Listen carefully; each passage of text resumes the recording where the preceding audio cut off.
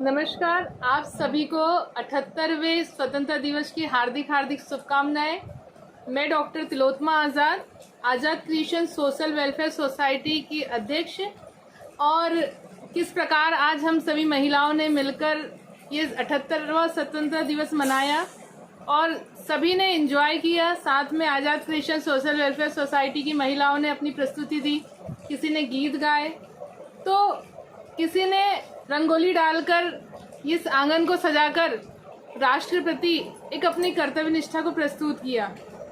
आज हमारे साथ राजकुमारी अहिरवार है, जो हमारी संस्था को स्टार्ट जब हुआ था 2020 में, तो सबसे पहली कैंडिडेट थी जो हमसे जुड़ी और सिलाई का प्रशिक्षण, ब्यूटी पार्लर का प्रशिक्षण लिया। और आज एज अ अतिथि वो हमारे प्रोग्राम में आई है, झंडा वंदन के प्रोग्राम में आई है।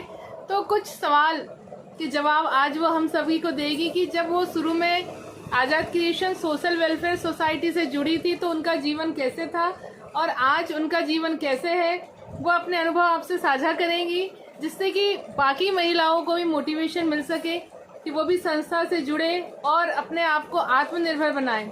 क्योंकि आत्मनिर्भर भारत जो आज की परिकल्पना है, देश 78 वर्ष हो गए आज़ादी के, अब हमारे पास कोई दूसरा काम तो है नहीं कि शस्त्र लेके जंग के मैदान पर उतर जाए। अब हमारे लिए सबसे बड़ा काम यही है कि हमें आर्थिक रूप से सक्षम होना है। आर्थिक रूप से सक्षम तभी होंगे जब हमारी महिलाएं सशक्त होगी, और सशक्त महिलाएं कब होगी? जब वो ट्रेनिंग्स ले, कुछ सीखे, कुछ कौशल उनके अंदर विकसित हो। तो आज़ाद क्रिएशन एक ऐसा ही प्लेटफॉर्म महिलाओं को प्रदान करता है कि वो स्वयं आगे बढ़े, और निःशुल्क यहाँ प्रशिक्षण दिया जाता है ताकि वो सिलाई, ब्यूटी पार्लर और अपनी आत्मरक्षा के लिए कराटे जैसे हुनर सीखे और जाकर अपना खुद का इंस्टीट्यूट खोले, अपनी खुद की नौकरी करे और अपने आप को आत्मनिर्भर बनाए। साथ में परिवार को भी सामर्थ्य प्रदान करे ताकि पुरुष के साथ कंधे से कंधे मिलाकर आगे बढ़ सके। परिवार के उत्थान के साथ समाज का और देश का भी उत्थान हो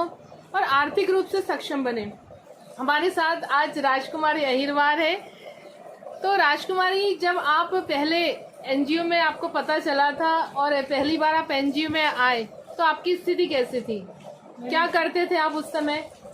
घर में रहती थी, घर में घर का ही काम करती थी। घर का काम पूरा दिन भर करने के बाद भी ये बोला जाता था तुम घर में क्या करती हो, क्या करती हो तुम काम में, कि ना काम करती हो लेकिन मेरे को तो कुछ नहीं दिखता है, बस खाली खाना बनाते हो, कपड़े धुलते हो बस।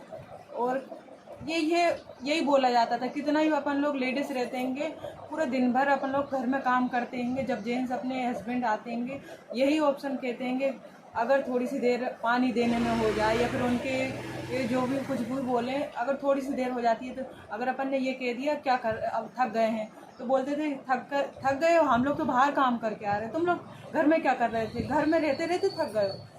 अच्छा, तो एक गृहिणी की भूमिका निभाते हुए भी हम लोगों से यही सवाल पूछे जाते हैं। ये एक गृहिणी की कहानी नहीं है, सभी गृहिणी की कहानी है कि आखिर आपने दिन भर क्या किया। दिन भर सिर्फ खाना पकाया, घर के काम किए, आखिर आपने क्या किया? ये प्रश्न बार बार उठता है। तो इस प्रश्न के जवाब के साथ हम लोग महिलाएं घर में तो काम करती है, लेकिन जब तक कि आर्थिक रूप से हम कोई काम नहीं कर लेती तब तक कि हमको माना नहीं जाता कि हम कुछ काम कर रही है। अच्छा, तो आप जब संस्था से जुड़े तो आपने यहाँ क्या क्या प्रशिक्षण लिए? जब संस्था से पता चला कि एक एनजीओ खोला है जो मतलब महिलाओं को कुछ सीखने के लिए है, कब सिलाई वगैरह सिखा रहे हैं, तो मैंने भी सोचा कि मैं भी निकलूं। लेकिन मेरा घर में से निकलना बिल्कुल इम्पॉसिबल था, निकल ही नहीं सकती थी। मेरा घर से बाहर निकलना बिल्कुल भी अलाउड नहीं था। बस हस्बैंड के साथ जाती थी, वो भी मायके जाना, सामान लेने भी मेरे हस्बैंड खुद ला के देते थे। मेरे को बाहर पे अलाउड ही नहीं था, इतना था, यानी कि बिल्कुल भी इम्पॉसिबल नहीं था। लेकिन फिर मैंने थोड़ी हिम्मत करी, थोड़े हस्बैंड ने भी मना करा कि ना एनजीओ में जाकर क्या करोगी, घर में सीख लो, उसमें क्या तुम्हारे लिए आता है और थोड़ा आ जाएगा। लेकिन तब जब एनजीओ आई, मैं यहाँ पे एनजीओ में आके मैंने बहुत कुछ सीखा।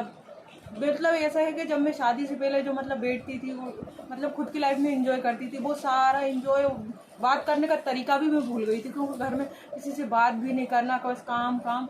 और ऊपर से क्या मिलता था, तुम क्या करती हो, 1 घंटे वाले का काम करती हो, उसमें भी बोलती हो थक गई हो। यही तो करती हूँ। और हम लोग तो पूरा दिन भर बाहर काम करके आते हैं, लेकिन फिर मैंने भी हिम्मत करी। NGO आई, आने के बाद इन मैडम से मिली। मैडम ने मेरे को मतलब ऐसी बातें कुछ सिखाई हैं, हम लोग भी कुछ कर सकते हैं, बाहर जाके नहीं कर सकते, घर में रह के कर सकते हैं। ऐसे जैसे कि सिलाई हुई, सिलाई कढ़ाई बुनाई, ऐसे कुछ भी कर सकते हैं हम लोग। घर में रहकर भी घर का काम भी कर सकते हैं, ताकि घर वाले ये ना बोले कि तुमने घर का काम नहीं संभाला, बच्चों को नहीं देखा है, कि बच्चों को नहीं देखा है, हमें खाना टाइम पे बनाया नहीं है। हम लोगों ने ऐसे टाइम मतलब फिक्स करा, इन लोगों का टाइम हम लोगों ने फिक्स करा। इन जैसे कि NGO का टाइम 2 बजे से था, सुबह जल्दी उठते थे। अच्छा, एक चीज राजकुमारी जी मैं यहाँ क्लियर करना चाहूंगी कि हमारा NGO जो चलता है महिलाओं की सुविधा के अनुसार चलता है, क्योंकि महिलाएं 12 बजे जब पतिदेव चले जाते हैं, घर के सारे लोग चले जाते हैं, बच्चे स्कूल चले जाते हैं, उस समय निर्धारित किया था कि महिलाओं को कब सुविधा हो। पहले हमने 2 बजे का समय निर्धारित किया, पर जब देखा कि महिलाएं इसमें आने में कोई भी ऑप्शन ना दे, हस्बैंड ये नहीं कहें कि मेरे को पानी नहीं दिया टाइम पे या मेरे को खाना नहीं दिया, मतलब घर की सारी व्यवस्थाएं इन्होंने मतलब में पूरा मतलब ऐसा सिस्टम जमा के रखा इन्होंने।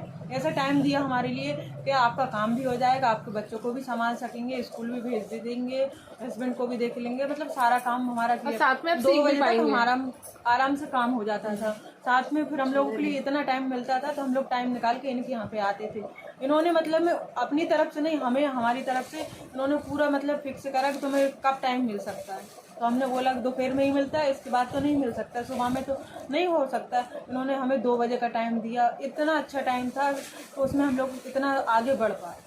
अच्छा, तो राजकुमारी जी को क्या था कि शादी के पहले भी कुछ सिलाई आती थी, लेकिन परिस्थिति ऐसी हुई कि वो कर नहीं पाई, लेकिन एक ऐसा प्लेटफॉर्म मिला इनको नहीं, ऐसी बहुत सारी महिलाएं जो NGO से जुड़ करके इस प्लेटफॉर्म को हासिल कर पाई, इस मुकाम को हासिल कर पाई, जहां उनको सबसे कहने की बात ये कि इनको आत्मसम्मान भी मिला और स्वाभिमान मिला, और साथ में एक करने की प्रेरणा, कॉन्फिडेंस मिला कि हाँ मैं कर सकती हूँ। कर तो वो पहले भी सकती थी, हुनर तो उनके अंदर पहले भी था, लेकिन बाहर निकलने की हिम्मत नहीं थी हमें। जो NGO के माध्यम से इन्हें जो हिम्मत मिली। और अच्छा चलिए, हिम्मत मिली तो क्या हिम्मत मिलने के बाद फिर वापस के आप घर में रुकी या कुछ काम करने लगी? नहीं, मैं घर में नहीं रुकी हूँ।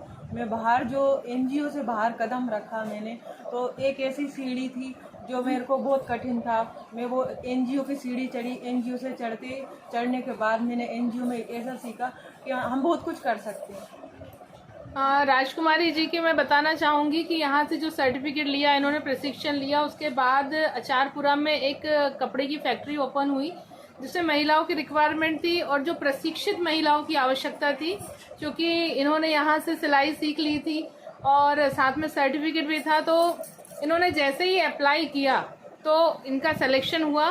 तो आज वहाँ पर आपको कितना वेतन मिल रहा है? आज मेरे लिए सैलरी वहाँ पे इतनी है कि यानी कि खास मान रहे हैं, कुछ लोग कहते हैं कि ज़्यादा सैलरी, लेकिन इतना तो है कि मैं खुद का खर्च चला सकती हूँ, मेरे बच्चों का भी हो जाता है। अभी जैसे कि मेरे हस्बैंड पूरी नाइट में जितना कमाते हैं उससे ज़्यादा मैं कमा लेती हूँ दिन में। मतलब एक थोड़ा सा आत्मविश्वास बढ़ा NGO के माध्यम से, और आज राजकुमारी जी एक कपड़ा फैक्ट्री में जॉब कर रही है और एक इतनी आमदनी कमा रही कि वो खुद का खर्चे के साथ में परिवार का खर्चा भी वहन कर पा रही है, और एक पुरुष के साथ कंधे से कंधा मिलाकर चल पा रही है। मतलब एक NGO के लिए या हमारे लिए इससे बड़े सौभाग्य की क्या बात होगी कि हमसे जुड़े लोग आज महिला सशक्त हो रही है, अपने काम कर रही है। और मतलब इनका कॉन्फिडेंस देखिए, उनके चेहरे पे एक समय था जब मैं मायूसी के अलावा कुछ नहीं देखती थी, लेकिन आज इनके बच्चे भी मुस्कुरा रहे, ये भी मुस्कुरा रही है।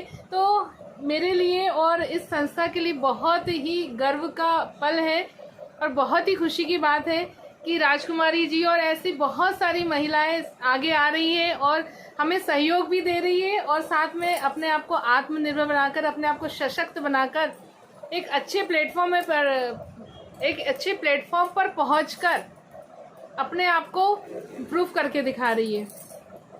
राजकुमारी जी, अब आप और कुछ कहना चाहेंगे? मैं ये कहना चाहती हूँ कि जब मैं NGO तक आ गई थी जब मैंने जॉब के लिए अप्लाई करने के लिए गई, मैंने सुना, मेरे मामा ने बताया कि ना वहाँ पे ऐसी जॉब चल रही है, लेडीज़ों की है, क्योंकि मेरे हस्बैंड ऐसे जेंट्सों में मतलब बैठना क्या जाना भी पसंद नहीं करते हैं। तो फिर मैंने वहाँ पे जॉब के लिए अप्लाई करने के लिए मैं गई। मेरे हस्बैंड ने भी बहुत ज़्यादा सुनाया मेरे को कि ना यहाँ पे किधर आएगी, तेरे को पता नहीं यहाँ कौन काम दे रहा है, कि हर किसी की बातों में आ जाती हैगी। तो मेरे को जब एनजीओ आती थी तब भी सुनने को मिलता था। फिर एनजीओ के लिए मतलब अलाउड हो गया था। फिर उसके बाद जब मैं जॉब के लिए गई थी ना, इतना सुनाया था मेरे को, 4 दिन तक बहुत सुनाया था कि ना कहाँ है, किधर है।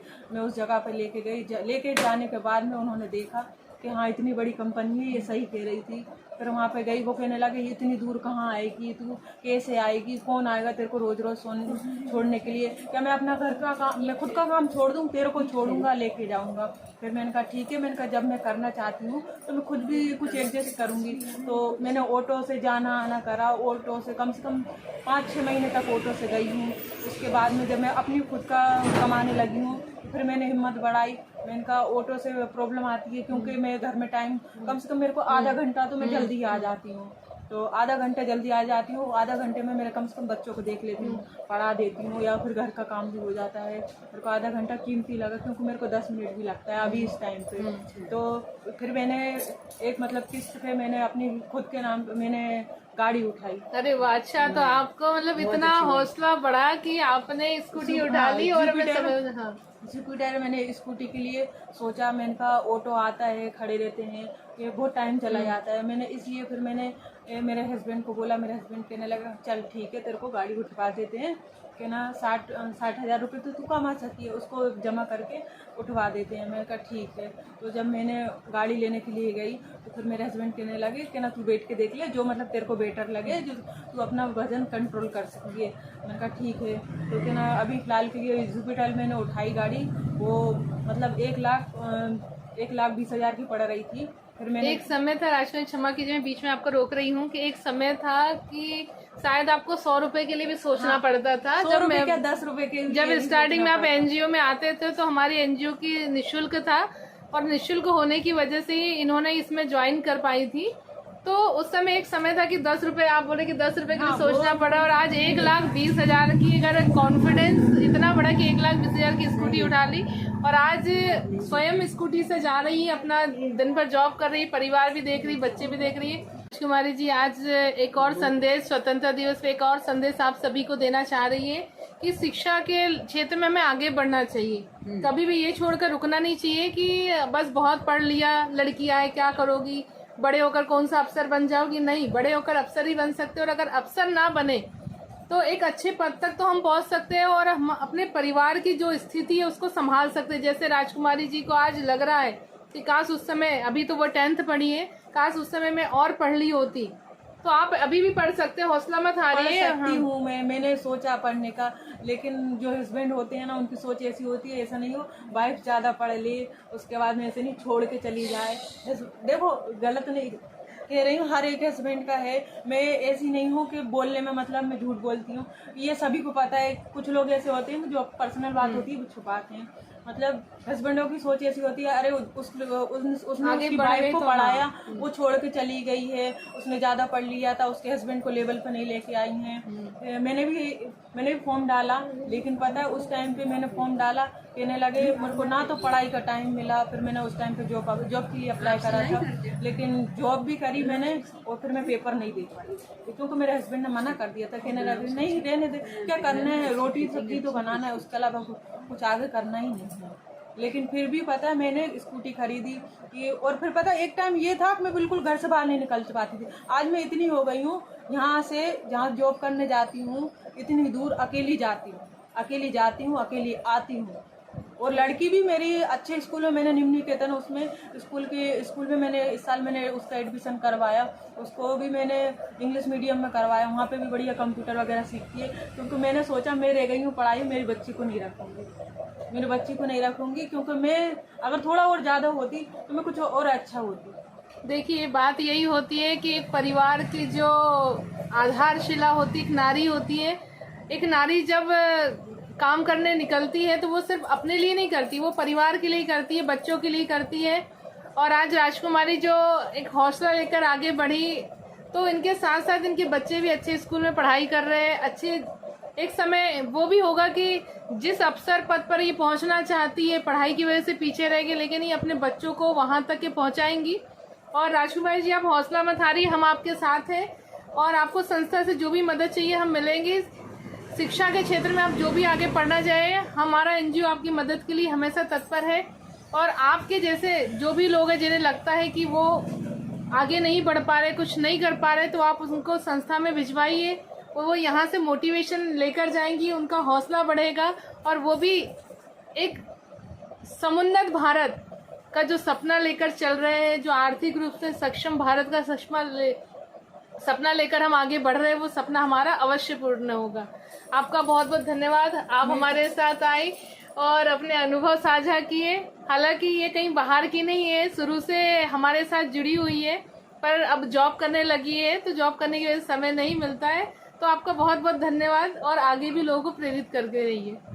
मैं भी एनजीओ के लिए बहुत बहुत धन्यवाद कहना चाहती हूँ, क्योंकि मेरा बहुत ही इम्पॉसिबल नहीं था, जो मतलब इम्पॉसिबल हुआ एनजीओ की तरफ से मेरे लिए एक मतलब सीढ़ी मिली, जो सीढ़ी मैं आज चढ़ी हूँ तो मैं गर्व महसूस कर पाती हूँ। और मेरे हस्बैंड भी जो हैं, मेरे को जो नज़रिए से देखते थे कि हाँ ये तो घर में ही कर सकती है, आज मतलब मैं पैसे कमाती हूँ, लेकिन जब पैसे की ज़रूरत हो जाती है ना तो मेरे हस्बैंड को बाहर मांगने की ज़रूरत नहीं पड़ती, क्योंकि वो मुझसे खुद ले लेते हैं उधार। चलिए, बहुत बहुत धन्यवाद।